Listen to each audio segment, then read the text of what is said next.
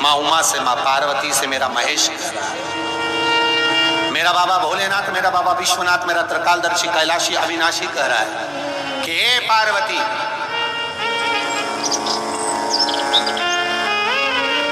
एक पीला एक बेल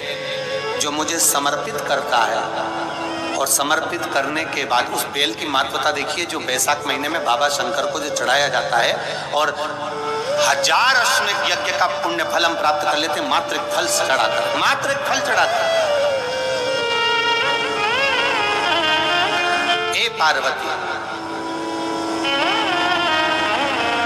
संसार का मनुष्य जब मुझे वो बेलपत्र समर्पित कर, वो बेल का फल समर्पित करता है, पार्वती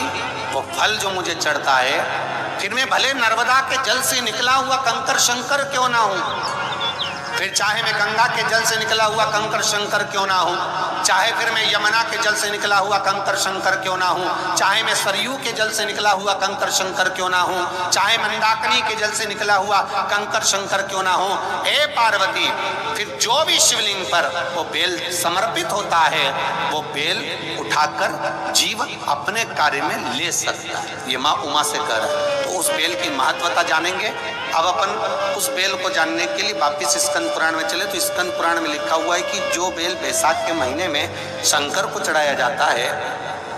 वो बेल का फल उठाकर रख लिया जाता है। बैसाख के महीने में उस चढ़े हुए, बाकी के आपको बेल का फल खाना हो तो बात दूसरी, पर चढ़ा हुआ जो बेल का फल है वो पूरा बैसाख नहीं खाना। बैसाख के बाद में अगला जो महीना आए, उस महीने के अंदर उस फल के अंदर का गुर्दा निकालकर उसको सुखा लीजिए, और सुखाकर जिस व्यक्ति को पथरी की बीमारी हो और जिस व्यक्ति को पेट में बहुत भोजन पचता ही नहीं है,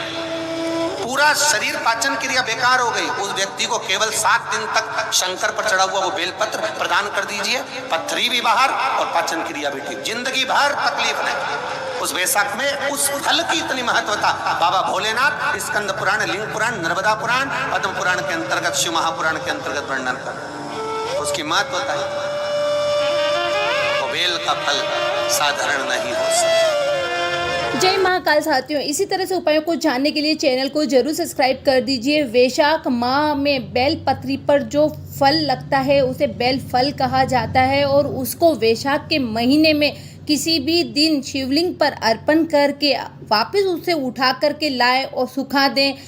पेट से जुड़ी हुई जितनी भी समस्याएं हैं, उस व्यक्ति को वह सूखा हुआ फल या तो पानी में घोल करके या किसी भी तरह से अगर 7 दिन भी पिला दिया जाता है तो पेट से संबंधित सारी परेशानियां खत्म हो जाती है। वैशाख महीने में अगर आप फल को वापस उठाकर नहीं भी लाना चाहते हैं, कोई समस्या नहीं है, तब आप क्या करें, फल चढ़ा दीजिए, उससे भी हजारों लाखों गुना पुण्य की प्राप्ति होती है। 1000 अश्वमेध यज्ञ का पुण्य फल तुरंत उस व्यक्ति को मिल जाता है जो वैशाख महीने में बेल फल बिल्ला शिवलिंग पर अर्पण करता है, चाहे वह नर्मदा से निकला हुआ कंकर शंकर हो, गंगा से निकला हुआ कंकर शंकर हो, आपके घर में रखा हुआ कंकर शंकर हो, या मंदिर में, आप कहीं पर भी समर्पित कर सकते हैं। तो वैशाख का पूरा महीना है साथियों, आप पूरे महीने में किसी भी दिन बेल फल, बिल्ला, बेल पत्रिक का जो फल है उसे जरूर शिवलिंग पर समर्पित करें। साथियों, वीडियो को ज़्यादा से ज़्यादा शेयर जरूर करें, जिससे और